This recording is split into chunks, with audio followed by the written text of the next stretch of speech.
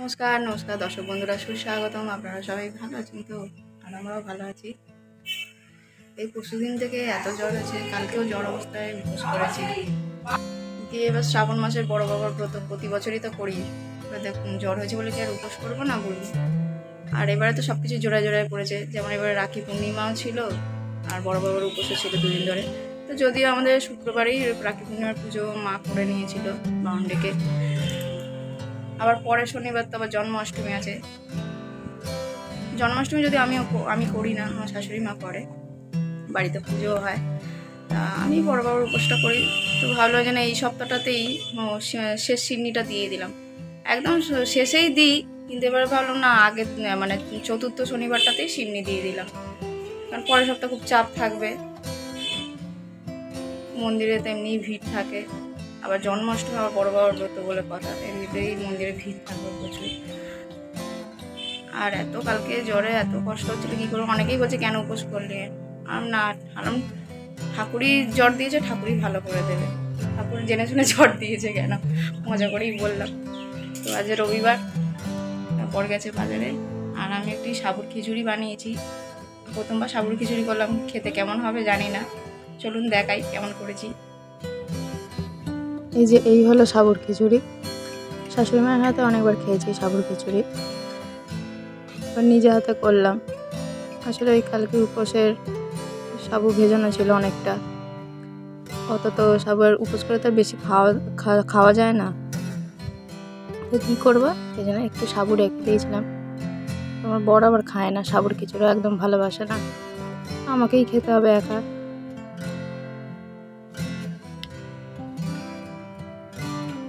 আর জ্বরজ্বালা হয়েও সেই সংসারে সব কাজই করতে হয় হাসি মুখে। একবার সংসারই হয়ে গেলে মেয়েদের আর কোনো বিশ্রাম বলে কিছু থাকে না, হাসি মুখে কাজ করেই যেতে হয়। একদিকে ভালো, নিজের কাজ নিজে করে নেওয়াটাই ভালো। একা একা একা একা কাজ করলে হয়তো সময় বেশি লাগে, কিন্তু তাতে কাজটাও বেশ গুছানো কাজ হয় পরপর।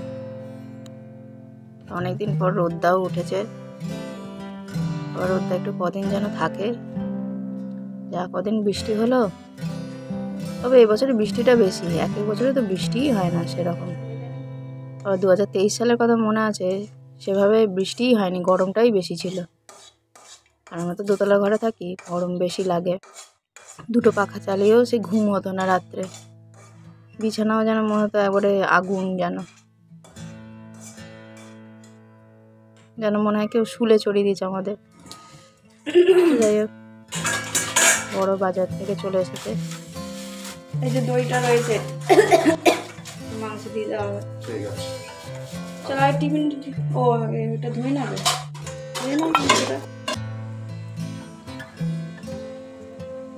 আজ একটু ভালো চিকেনটা একটু অন্যরকম করে করি, ওই জন্য একটু কয়েকটা মশলা ভেজে নিয়েছি। আর এখানে রসুন বাটা, দই দিয়ে, আদা বাটা দিয়ে ম্যারিনেট করে নিয়েছি।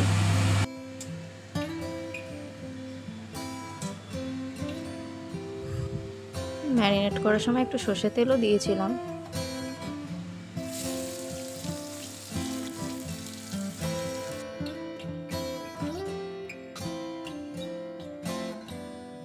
এই দেখুন, আবার মেঘ করেছে,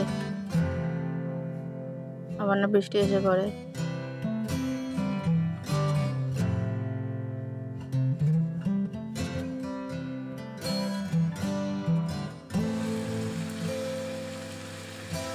আর বৃষ্টিটার জন্য ঘরের অনেক কাজও হচ্ছে না, এই জামা কাপড় রোদে দেওয়ার কাজটাও হচ্ছে না, অনেক কিছুই হচ্ছে না, পরিষ্কার করছে না কাজ। পুজোতে এসে গেছে, এবার একটু একটু করে তো পরিষ্কার পরিচ্ছন্ন তো করতে হবে বলুন।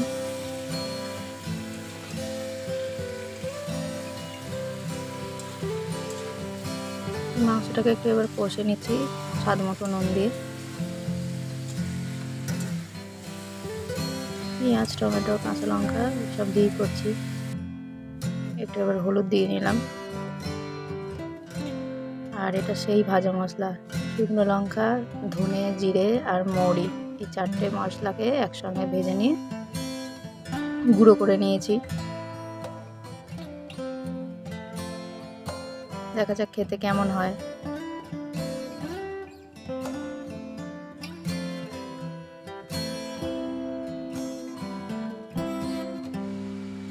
মাংসটা ফুটছে,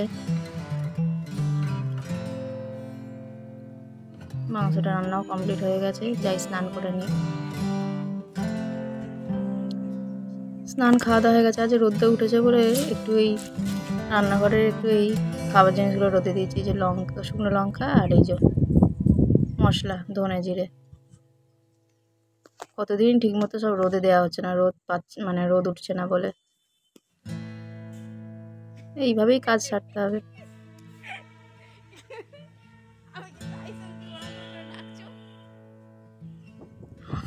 আমার বর আবার আমাকে কেমন করে ডাকছে, যেভাবে টাইসনকে ডাকে। তো বন্ধুরা, ভিডিওটা আজকে এখানেই শেষ করলাম।